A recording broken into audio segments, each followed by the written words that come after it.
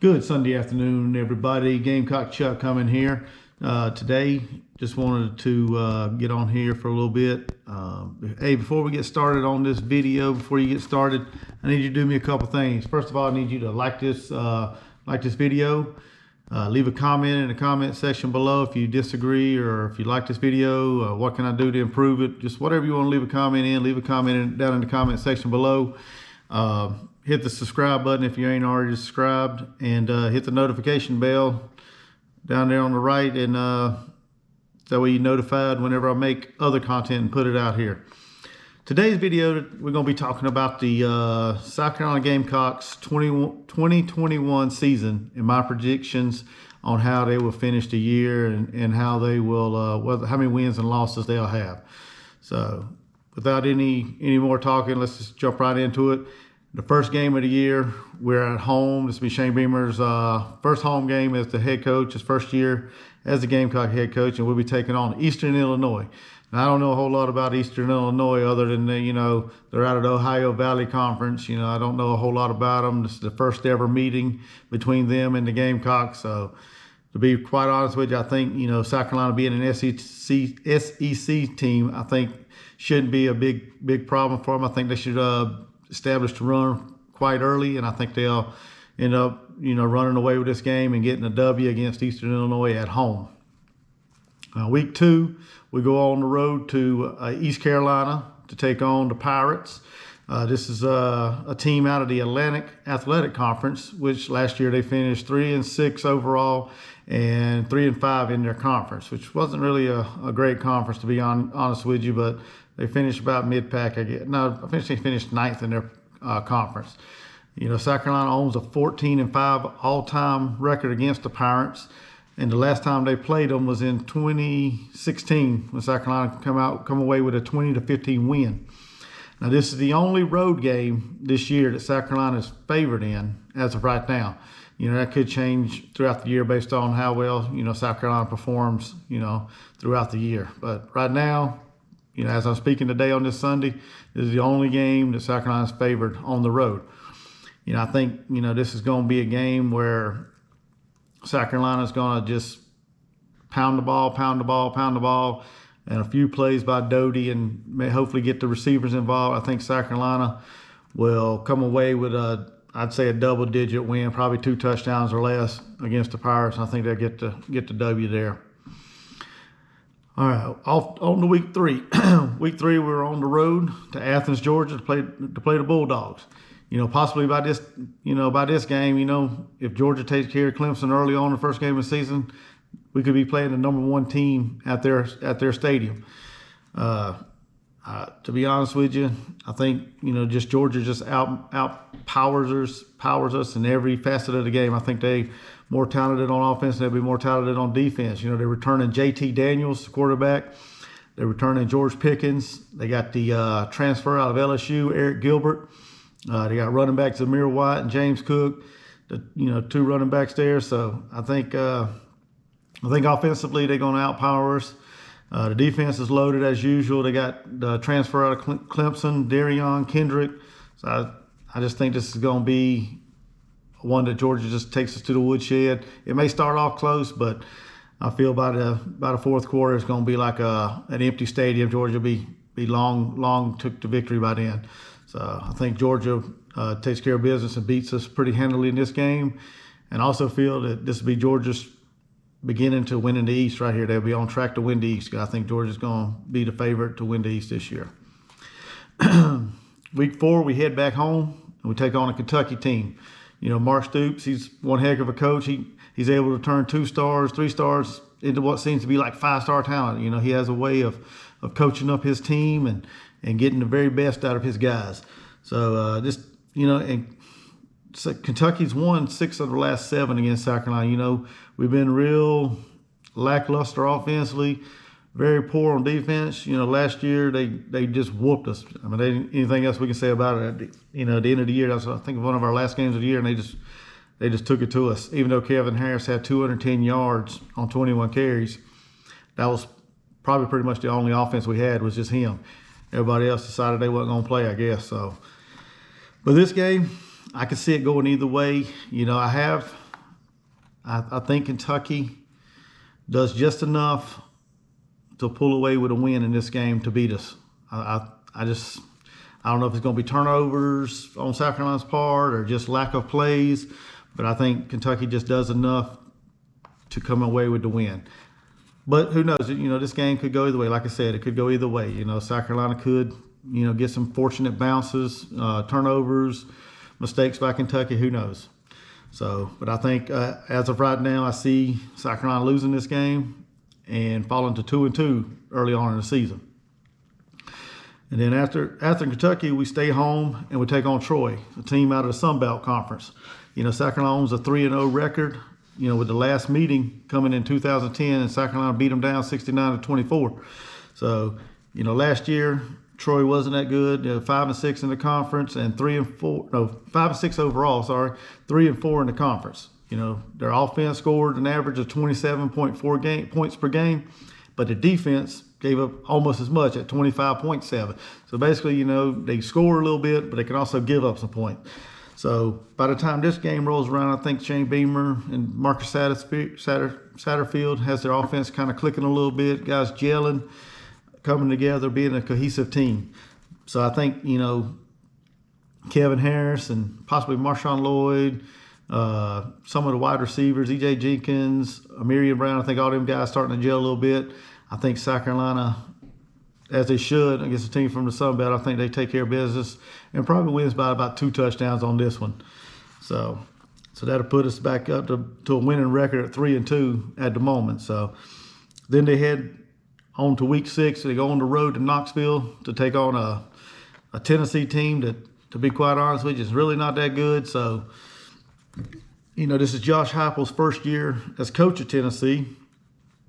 And I think, he's an offensive-minded coach, and I think, probably the next couple of years he'll probably be able to get the right players in that'll help him be successful at Tennessee. But, 2021 is not going to be a good year for him. I really don't think he's going to have the players that he needs, to be, to have a good record or good season, because they lost their best defensive player.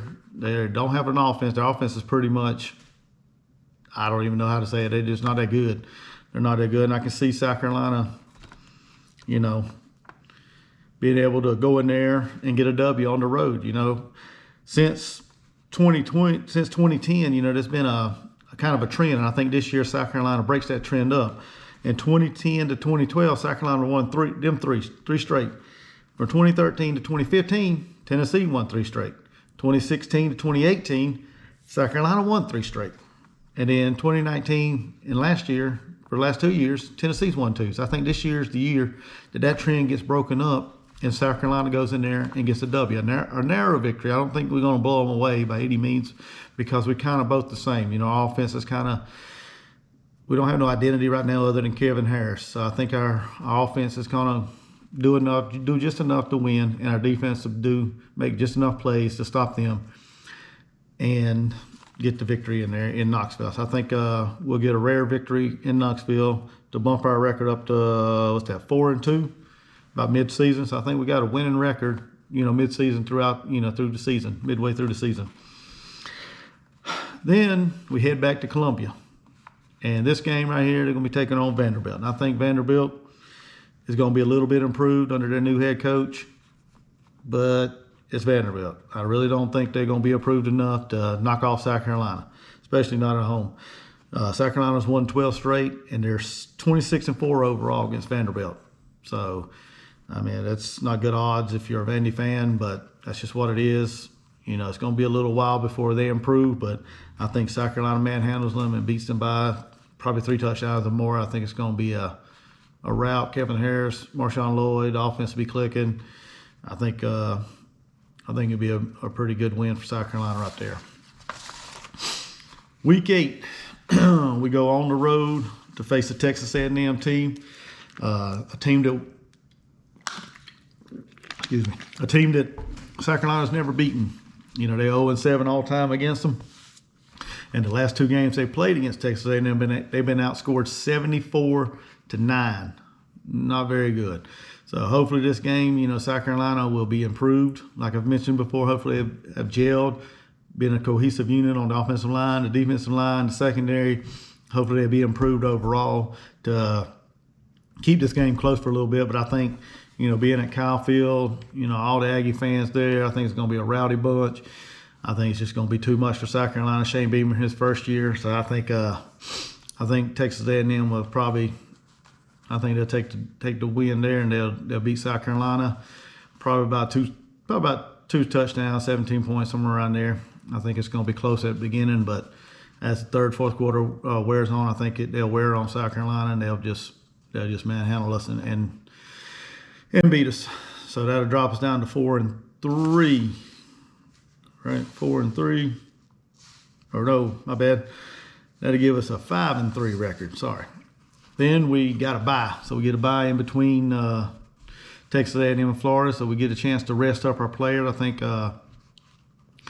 it gives everybody a good break, a good chance to heal their bodies. Anybody's injured, so I think that'd be a good time for that. Before we finish up the stretch, the 4-game stretch to finish the year. So, like I said, we come off that bye and we play Florida. We get Florida at home. We've lost 3 straight to Florida. To be honest with you, our offense has just been trash against Florida the last couple of years. Been a couple plays away from winning a couple of them games. But then, as everybody's seen last year, Will Muschamp and his inability to manage the clock and no sense of urgency down at the end of the game, being down 2 touchdowns, get the ball back with 8.5 minutes left. And this buffoon decides he's just going to methodically march the ball down the field real slow and drain the clock down to about 55 seconds and turn the ball over on downs and inside a 10-yard line and don't even use any timeouts. He has 2 timeouts in his pocket, and he decided like he's just going to just milk the clock like he had a slim margin victory, like he was trying to hold on and win the game. But we were down 2 scores, and he just irked me, and just the way he moved the ball down the field just really irritated me. It's probably a lot of Gamecock fans out there that got irritated by the way he did that. But, it's all history now. So coming into this game, I think we're going to have a big running game this year. I think our run game is going to be good against Florida. I think we're going to be able to run the ball, move the ball down the field. It's going to be a close game. But I think in the end, this is going to be Shane Beamer's signature win as a Gamecock head coach. I think this is the year that we snap a little streak against them, and I think our offense does enough, our defense does enough. Florida's got some good playmakers on offense and defense, and not taking anything away from them, but I think this is going to be Shane Beamer's game. It's going to be his signature win of the 2021 season. I think they're going to go in there at home, run up a packed house, and I think they're going to get the W, and there's going to be a lot of celebrating in 5 points. I think South Carolina will pull away with it's going to be a narrow win, but I think South Carolina will do just enough to hold on and beat the Gators this year. Off to week 10, we head off to Como to face Missouri and Tigers. A team that's pretty much evenly matched, with South Carolina. South Carolina's lost the last 2 meetings, and Missouri leads the overall record 6-5. Missouri has a couple key. They have a couple key returners. Main one being their quarterback, Connor Bazelak. He threw for over 2,366 yards. He has 7 touchdowns, but he also has 6 interceptions. So really not that efficient. So he's going to have to tighten up them touchdown to interception ratio, in order for Missouri to be successful. But I think Eli, he's doing a good job. Eli Drinkowitz, the head coach, I think he's doing a good job in Missouri. So I think he may have that quarterback figured out and straightened out by then, but who knows? But Missouri also loses a key piece of their offense. They lose about 50% of their offense from last year in Larry Roundtree III. He had over 970 yards rushing, and he had 14 touchdowns. Pretty close to about 50% of what they scored last year as far as touchdowns. So that's going to be something they're going to have to, figure out their run game, see if they can get somebody to step up and take his place and, give them the production that, Larry gave them the last several years. Like I said, South Carolina, Missouri is a pretty even matched team. Defensively, Missouri finished 9th in total defense, and South Carolina was right behind them in 10th. So defensively, South Carolina was not that good last year, but Missouri wasn't either. So I think, like I've said in the past, I think South Carolina's going to be gelled. They're going to be improved by this time. They're going to have their run game figured out. They're going to have their defense. I think the defense is going to be better, a little bit better. If we can just get our secondary step up, I think we're going to be okay by the time we get to this game. And I think South Carolina will go into Missouri and come away with another victory, a narrow victory, probably by a field goal or less. You know, these games have been close the last couple of years, but I think South Carolina goes in there and I think they pull it off and get the narrow victory there. Then we head off to week 11, which we're back home at Williams-Brice. We're going to take on Auburn. This is going to be kind of like one of them revenge games. You know, last year it was kind of a head scratcher when South Carolina beat Auburn. Nobody saw that coming. I don't even think I saw that coming, to be honest with you. Somehow we miraculously held on and beat Auburn. You know, but this year, you know, Auburn, they did like South Carolina. They cleaned the house, got new coach in, got Brian Harsons out of Boise State, you know, which is a dang good coach out of the Mountain West Conference at Boise State. They ran a good program. I think five out of his 7 seasons at Boise State, he had 10+ wins a year. That's a pretty good record, you know. And I think, you know, last year Auburn, they, you know, since that South Carolina loss, they went downhill. They never, you know, regained themselves, got back on track or anything. But I think by the time this game rolls around, this late in the season, I think Brian Harsons will have his team ready. I think Bo Nix, Tank Bigsby, all the offensive players they got, I think they'll be rolling. I think they'll be on track, and I think they will come in here and they'll give South Carolina a loss at home, and they'll revenge that loss last year. You know, get that bad taste out of their mouth from coming to Columbia last year and losing. I think they'll come in here and beat us probably by a touchdown or two. I don't think South Carolina's going to be able to make enough plays this year to stop them, and I think they'll get a win. I think they'll get a loss here against Auburn. And then finally, we're going to wrap up the season. We'll be at home, and we'll be taking on that team from the upstate in Clemson. You know, Dabo Sweeney, he's replacing Trevor Lawrence, and to be honest with you, he's not got a bad person to replace him with. You know, I can't really say the guy's last name, but DJ Ugliolele, or however you say it. He's going to be coming in there. They got Justin Ross. They got Lynn J. Dixon. They got all these guys on defense. Brian Breeze. I mean, they just stacked with talent left and right. 5-star talent left and right. I mean, all across the board. I think this is not Shane Beamer's year to try to dethrone Clemson. I think Clemson will just, you know, just manhandle us from the start. I think it's going to be an ugly loss for the Gamecocks. We'll show up, be loud at the beginning, but probably by halftime at the stadium's probably going to be pretty empty. I think South Carolina will take the L and take a big L, and this will be Clemson's, I think, 7th straight win over the Gamecocks. So it's not going to be a pretty game for the Gamecocks, but just give Shane Beamer some more time. Give him a little time to build his program, to get the good recruits in there, to, you know, get the talent back where it used to be whenever he was first there. And I think then a couple of years we'll be knocking on the doorsteps of beating the teams like Clemson and Alabama's and Florida's and on a consistent basis. I think, but this year I think this is going to be a pretty good loss for South Carolina. So, and as a recap, I think it's going to be a good year for South Carolina, better than what most people project them to do. Which, heck, anything over 2 wins is going to be better than what they did last year. But I think they're going to be improved this year. I think Shane Beamer's the right coach. I think he's going to have the right people around him to coach up this talent and to get it to play to where they want it to play. So I think overall, I think Gamecock Nation is going to be happy. Not ecstatic, but I think they're going to be happy with what Shane Beamer does this year. I think we finish up the season 7-5 overall and a 4-4 in the SEC. That's the best case scenario. You know, worst case scenario, like I said, some of these games could go either way. You know, the Missouri game, the Florida game, the Kentucky game, Tennessee. I mean, a lot of these games can go either way, you know. But the way I see it right now, the best case scenario being 7-5. The worst case scenario being 5-7. And 2-6 in the SEC, which is what everybody projects South Carolina to end up finishing near the bottom of the SEC. I think 6th in the SEC East. So if you made it this far, hey, thank you for sticking around. Give me a like, hit the like button. Drop a comment in the comment section below.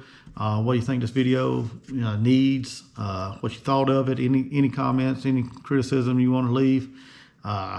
Hit the subscribe button if you ain't already subscribed, and also hit the notification bell to receive notifications when I put more content out there. So with that being said, welcome home, Coach Beamer. Shane Train 2021. Let's go.